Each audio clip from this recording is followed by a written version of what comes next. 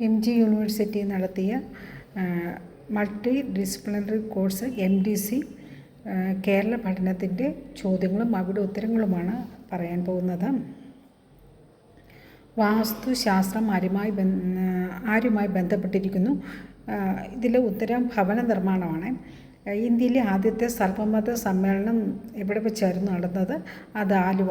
മൂന്നാമത്തെ, കേരളത്തിൽ സുലഭമായി കൃഷി ചെയ്യുന്ന വിള ഏതെന്ന് അതിൻ്റെ ഇവിടെ ചോയ്സ് ഉണ്ട്. അതിൻ്റെ ഉത്തരം കപ്പയാണ്. നാട്ടുവൈദ്യത്തിൽ ലേപം എന്നാൽ എന്താ? അത് പുരട്ടാനുള്ള മരുന്ന്. സ്വദേശാഭിമാനി പത്രം ആരംഭിച്ച വർഷം 1905. കൈതച്ചക്ക റിസർച്ച് സ്റ്റേഷൻ സ്ഥിതി ചെയ്യുന്ന ഇവിടെ എറണാകുളം. പാശ്ചാത്യ സർവകലാശാലകളിലെ ജേർണലുകളുടെ മാതൃകയിൽ രൂപകൽപ്പന ചെയ്ത പ്രസിദ്ധീകരണം. ഉത്തരം വിദ്യാസംഗ്രഹം. 8. കേരളത്തിലെ പഴയകാല കച്ചകൾ നടന്നിരുന്നത് എവിടെയാണ്? അതിൻ്റെ ഉത്തരം ക്ഷേത്ര പരിസരങ്ങളിലാണ്. 9. സ്വദേശാഭിമാനി പത്രത്തിൻ്റെ പത്രാധിപർ K. രാമകൃഷ്ണപിള്ള. രാമചരിതം എഴുതിയത് ആരാണ്? ശ്രീരാമകവി. ഇതാണ് ഈ ഉത്തരം. ഇത് വൺ വേർഡിൽ ഒറ്റ മാർക്കിന് എഴുതാനുള്ളതായിരുന്നേ. ഇനി അടുത്ത പാർട്ട് B 2 മാർക്കിൻ്റെ ചോദ്യമായിരുന്നു. ഇടനാട് പ്രദേശത്തിൻ്റെ കാർഷികവും സാമൂഹികവുമായ പ്രത്യേകതകൾ എന്താണ്? അതിൽ വരാവുന്ന പ്രധാന പോയിൻ്റ്, ഇടനാട് എന്ന് വെച്ചാൽ ചെറു കുന്നുകളും അടിവാരങ്ങളും, അതുപോലെ തന്നെ അവിടെ കൃഷി ചെയ്യുന്നത് നെല്ല്, കവുങ്ങ്, റബ്ബർ, കാപ്പി, തേയില തുടങ്ങിയ വിളകളാണ്. 12ാമത്തെ, കുറിപ്പ് തയ്യാറാക്കുക എന്ന് പറഞ്ഞാൽ പൊയ്കയിൽ അപ്പച്ചനെ കുറിച്ചാണ് ചോദ്യം ഉണ്ടായിരുന്നത്.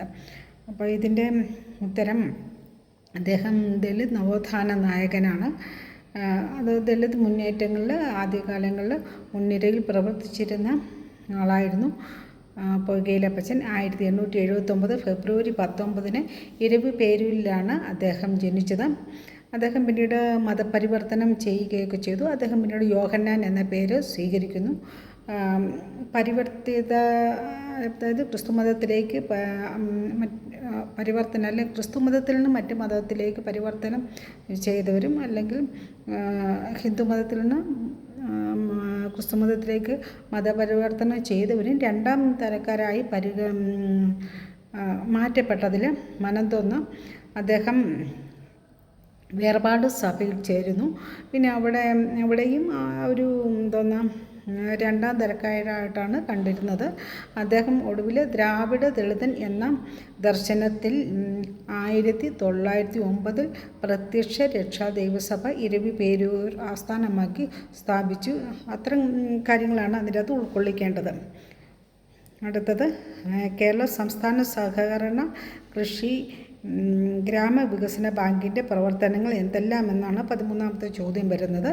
അതിൻ്റെ ഉത്തരം, അതിൻ്റെ ഒരു കണ്ടൻ്റായിട്ട് വരുന്ന, കേരള സംസ്ഥാന സഹകരണ കൃഷി ഗ്രാമവികസന ബാങ്ക് കർഷകർക്ക് സൗജന്യമായി കൃഷിയുമായി ബന്ധപ്പെട്ട കാര്യങ്ങളൊക്കെ ദീർഘകാല വായ്പ അടിസ്ഥാനത്തിൽ ചെയ്തു കൊടുക്കുന്നുണ്ട് തുടങ്ങിയ കാര്യങ്ങളാണ് അതെഴുതുമ്പോൾ അതിൻ്റെ ഉത്തരത്തിൽ വരേണ്ടത്. പിന്നെ അടുത്തത്, സ്വാതി തിരുനാളിൻ്റെ വൈജ്ഞാനിക സംഭാവനകൾ ചുരുക്കി എഴുതുക എന്നതാണ് ചോദിച്ചിരിക്കുന്നത്. ഇതിൻ്റെ ഉത്തരം, സ്വാതി തിരുനാൾ ഇംഗ്ലീഷ് വിദ്യാഭ്യാസത്തെ, ഇംഗ്ലീഷ് ഭാഷയുടെ മേന്മകൾ, അതിൻ്റെ സാധ്യതകൾ ഇവയൊക്കെ പഠിപ്പിച്ച ഉൽപ്പതിഷ്ണുവായ രാജാവായിരുന്നു. അതേപോലെ തന്നെ മികച്ചൊരു ഭരണാധികാരിയായിരുന്നു. അതുപോലെ മിഷണറിമാർക്ക് വിദ്യാഭ്യാസ പ്രവർത്തനങ്ങളിൽ ഫ്രീ സ്കൂൾ വിദ്യാഭ്യാസ പ്രവർത്തനങ്ങളിൽ അദ്ദേഹം വളരെയധികം പിന്തുണ നൽകുന്നത് കാണാനായിട്ട് സാധിക്കും.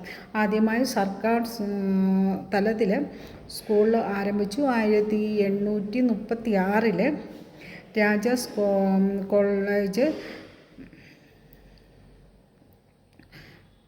പിന്നീട് മഹാരാജാസ് കോളേജായി മാറുകയും ചെയ്തു. ഇത് പിന്നീട് യൂണിവേഴ്സിറ്റി കോളേജ് എന്ന പേരിൽ, നമ്മൾ ഇന്ന് അറിയപ്പെടുന്ന യൂണിവേഴ്സിറ്റി കോളേജ് എന്ന പേരിൽ അറിയപ്പെട്ടു.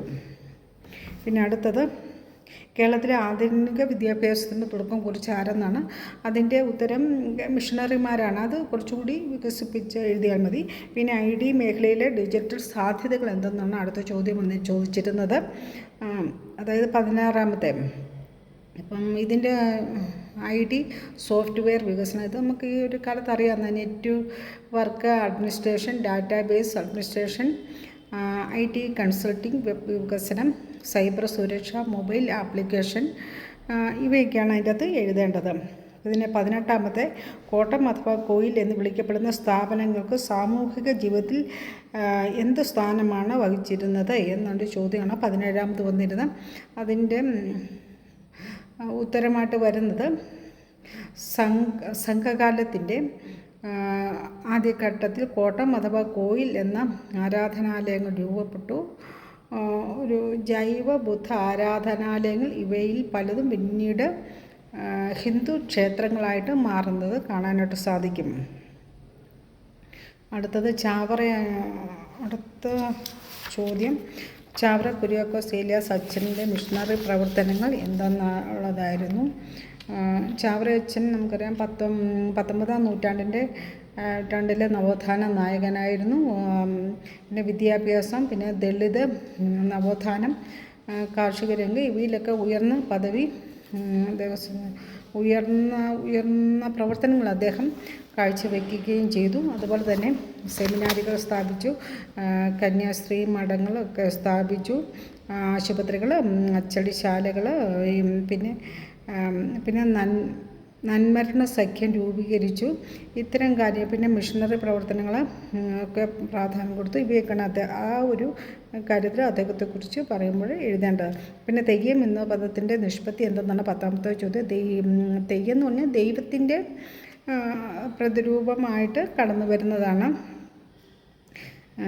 അപ്പം ദേവതകളുടെ രൂപം ധരിച്ച് ആടുന്ന കോലങ്ങളിൽ ഇവിടെ ഭക്തർ കോലക്കാരല്ല, അവർ ആ ആടുന്ന രൂപത്തെ ദൈവം തന്നെയായിട്ടാണ് കണക്കാക്കിയിരുന്നത്.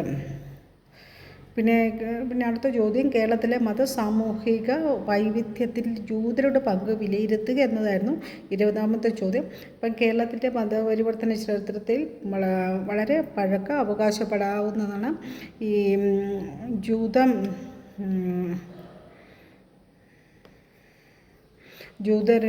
ജൂതർക്ക് അത്തരം കാര്യങ്ങളാണ് അവിടെ വരേണ്ടത്. ഇപ്പോൾ ഇവർ കൂടുതലുള്ള എറണാകുളം, മട്ടാഞ്ചേരി, ചേന്ദമംഗലം, പറവൂർ എന്നീ സ്ഥലങ്ങളിലാണ്.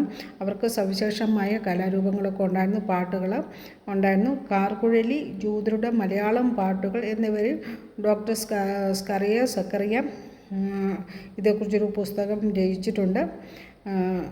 മാളയിലെ ശ്മശാനം ഇവരുടേതുമായിട്ട് ബന്ധപ്പെട്ടതാണ്. ഇക്കാര്യങ്ങളൊക്കെ ആയിരുന്നു അതിൽ എഴുതേണ്ടത്. പിന്നെ 22 കേരളത്തിലെ ഏറ്റവും പ്രധാനപ്പെട്ട വ്യവസായങ്ങളായവ അത് നമുക്കറിയാം. കുരുമുളക്, ഏലം, കശുവണ്ടി, റബ്ബർ, തേയില, കാപ്പി കാര്യങ്ങളൊക്കെയാണ് എഴുതേണ്ടത്. പിന്നെ അടുത്തത് ദാരിദ്ര്യരേഖയ്ക്ക് താഴെയുള്ളവരുടെ എണ്ണം അതിവേഗം കുറയുന്ന സംസ്ഥാനമായി കേരളം മാറാൻ കാരണം എന്ത്? 23ാമത്തെ ചോദ്യമാണ്. അതിൻ്റെ ഉത്തരമായിട്ട് വരുന്നത് വ്യവസായം, കൃഷി എന്നിവയിൽ കേരളം വളരെ മുൻപന്തിയിലാണെന്ന്, മറ്റ് സംസ്ഥാനങ്ങളെ അപേക്ഷിച്ച് കേരളം മുൻപന്തിയിലാണെന്ന് നമുക്കറിയാം. അതുപോലെ തൊഴിലില്ലായ്മ പരിഹരിക്കാനും പ്രതിശീർഷ വരുമാനം വർദ്ധിപ്പിക്കാനും ഈ ഘടകങ്ങളൊക്കെ സഹായിക്കുന്നു എന്ന് പറഞ്ഞുകൊണ്ടാണ് അത്തരം കാര്യങ്ങളെക്കുറിച്ചാണ് അവിടെ പരാമർശിക്കേണ്ടത്. പിന്നെ കേരളത്തിൻ്റെ 24ാമത്തെ ചോദ്യം കേരളത്തിൻ്റെ സാംസ്കാരിക ചരിത്രത്തിൽ ക്രിസ്തുമതത്തിൻ്റെ സംഭാവനകൾ എന്തൊക്കെയാണ്? നമുക്കറിയാം ക്രിസ്തുമതം മാർത്തോമായുടെ വരവ് തുടങ്ങി, പിന്നെ സമുദ്ര വ്യാപാരവുമായിട്ടുള്ള ബന്ധം, പിന്നെ 4ാം നൂറ്റാണ്ടിൽ സഭാതലത്തിൽ സെലൂക്കിൽ നിന്ന് വന്ന മെത്രാന്മാരായിരുന്നു എന്നും മതപരമായ കാര്യങ്ങളിൽ മാത്രം അധികാരം പ്രയോഗിച്ചു കാണാം എന്നുമൊക്കെയുള്ള കാര്യങ്ങളാണ് ഇവിടെ എഴുതേണ്ടത്. പിന്നെ കാർഷിക വൃത്തിയും കച്ചവടം എന്നിവയ്ക്ക് ഇവർ സവിശേഷമായ പ്രാധാന്യം കൊടുത്തിരുന്നു. പിന്നെ 72 പദവികൾ എന്ന സ്ഥാനമാനങ്ങൾ ഇവർക്കുണ്ടായിരുന്നു. റോമും മാർപ്പാപ്പയും ഒക്കെ ആയിട്ടുള്ള ബന്ധം പുലർത്തി. 1599 ഉദയംപേരൂർ സുന്നകദോസ, 1653 കൂനംകുരിശ് സത്യം, 19ാം നൂറ്റാണ്ടിൽ CMS മലയാള ഭാഷയും സാഹിത്യവും വളർച്ച, ഇവയൊക്കെ ഇതിൻ്റെ അകത്ത് ഉൾപ്പെടുത്തണം. പിന്നെ അടുത്തത് കേരളത്തിൻ്റെ വികാസ പരിണാമങ്ങളെക്കുറിച്ച് വിശദീകരിക്കുക. ഇത് അത് തുടക്കം മുതലുള്ള കാര്യങ്ങൾ ഒന്ന് ചുരുക്കി എഴുതിയാൽ മതി. കേരളത്തിൽ ആദ്യത്തെ ഒരു ഗോത്രമായിട്ട് ജീവിച്ചിരുന്നായിരുന്നു കേരളീയ ജനത. പിന്നീട് മിഷണറി പ്രവർത്തനം, പിന്നെ വൈജ്ഞാനിക ജ്ഞാനത്തിലൂടെ അല്ലെ അറിവിലൂടെ ആർജിച്ച പുരോഗതി, നവോത്ഥാനം, വ്യവസായ ഘട്ടം, അതുപോലെ തന്നെ വിദ്യാഭ്യാസം, സാമൂഹിക സാംസ്കാരിക രീതിയിലൊക്കെ കേരളത്തിൽ വന്ന മാറ്റങ്ങളും വികാസങ്ങളും ഒക്കെയാണ് ഇതിൽ പരാമർശിക്കേണ്ടത്. ഇനി അടുത്ത രണ്ട് എസ്സേയുടെ ചോദ്യങ്ങളുണ്ടായിരുന്നു. കേരളത്തിലെ വിദ്യാഭ്യാസ മേഖലയ്ക്ക് മിഷണറിമാർ നൽകിയ സംഭാവന എന്തെന്ന്. നേരത്തെ മിഷണറിമാരുടെ പ്രവർത്തനങ്ങളൊക്കെ അതുകൊണ്ട് ബന്ധപ്പെട്ട കാര്യങ്ങളൊക്കെ ചുരുക്കി എഴുതുക. പിന്നെ മലയാളികളുടെ വിദേശ ഭ്രമവും കുടിയേറ്റവും സാമ്പത്തിക സാമൂഹിക തലങ്ങളെ ആസ്പദമാക്കി വിശകലനം ചെയ്യുക. അപ്പോൾ ഇത് നമ്മുടെ ഇപ്പോഴത്തെ കാലത്ത് വിദേശത്തേക്ക് ആളുകൾ പോകുന്നു. എന്തുകൊണ്ടാണ് വിദ്യാഭ്യാസ മേഖല ഒക്കെയുള്ള പഠിത്തത്തിനുമൊക്കെ വിദേശത്തേക്ക് പോകുന്ന കാര്യങ്ങളും ഒക്കെ ഉൾപ്പെടുത്തി സമകാലിക സംഭവങ്ങളെ ഉൾപ്പെടുത്തിയാണ് ഇത് എഴുതേണ്ടത്.